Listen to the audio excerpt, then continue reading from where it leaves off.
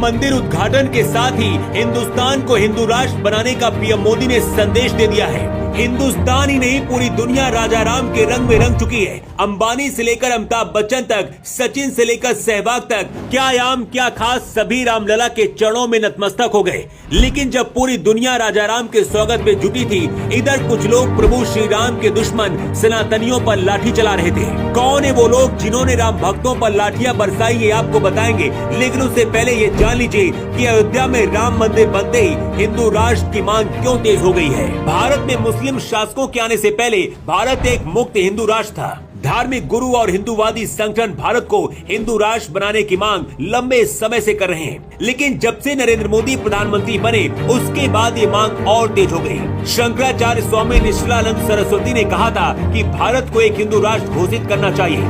उन्होंने ये भी कहा था कि भारत के हिंदू राष्ट्र बनते ही 15 और देश भी खुद को हिंदू राष्ट्र घोषित कर देंगे। इस वक्त पूरी दुनिया में भारत और नेपाल यही दो देश है जहाँ हिंदू सबसे ज्यादा है। मतलब अगर दुनिया में कोई हिंदू देश बन सकता है तो सबसे पहले भारत और नेपाल ही हो सकते हैं। अयोध्या में रामलला के आने के बाद आने वाले कुछ सालों में भारत हिंदू राष्ट्र घोषित हो सकता है। इसके लिए जमीनी स्तर पर काम भी शुरू हो चुका है। विश्लेषकों की माने तो कई संस्थान संघीय ढांचा, धर्मनिरपेक्षता, सामाजिक और आर्थिक असमानता जैसे मुद्दों पर समझौता करने के लिए तैयार हैं। मुसलमान शासकों ने भारत को जो बदला, अब वो बदलाव फिर से हो रहा है। शहर गलियों के नाम बदलने से लेकर किताबों में भी बदलाव का काम जारी है। राम मंदिर सिर्फ 4 साल में बनकर नहीं तैयार हुआ है, बल्कि इसकी तैयारी दशकों से हो रही थी।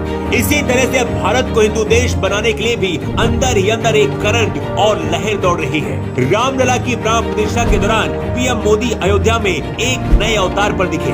उनके माथे पर चंदन, एक सन्यासी जैसे कपड़े और भगवान राम को जमीन पर लेटकर दंडवत प्रणाम किया। कोई प्रधानमंत्री ऐसा कर सकता है, शायद किसी ने नहीं सोचा था। लेकिन मोदी भले शब्दों से न बोले, लेकिन देश को इस संदेश दे रहे हैं कि राम मंदिर के बाद आगे बहुत कुछ बदलने जा रहा है। अयोध्या से पीएम मोदी ने जिस तरह का भाषण दिया, उससे पता चलता है कि अब बहुत जल्दी काशी और मथुरा का भी ऐसा ही माहौल होने वाला है। इसके साथ ही मोदी ने देश को ये भी बता दिया है कि राम के साथ ही देश आगे चलेगा। वैसे जब रामलला के आने का जश्न मनाया जा रहा था, उसी दौरान मुंबई के मीर भयंदर में राम भक्तों पर पत्थरबाजी हुई।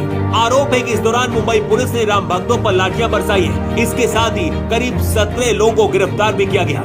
मतलब राम तो आ गए, लेकिन रावण अभी भी हमारे आपके आसपास घूम रहे, जिन्हें मिटाना होगा। अयोध्या से पीएम मोदी का भाषण सुनकर राजनीतिक विश्लेषक इसे मानते हैं कि मोदी ने बिना बोले हिंदू राष्ट्र के लिए संकेत दे दिए हैं। आपको बता दें कि योगी आदित्यनाथ भी जब यूपी के मुख्यमंत्री नहीं थे, उस दौरान भी योगी खुद हिंदू राष्ट्र बनाने की वकालत करते थे। अगर मोदी के बाद योगी भी देश के प्रधानमंत्री बनते हैं, तो आने वाले वक्त में भारत हिंदू देश बन सकता है। वैसे आपको क्या लगता है, क्या राम राज्य आने के बाद अब भारत हिंदू राष्ट्र भी बनना चाहिए? आपकी राय क्या है? कमेंट बॉक्स पर लिखकर आप जरूर बताएं। Bureau report.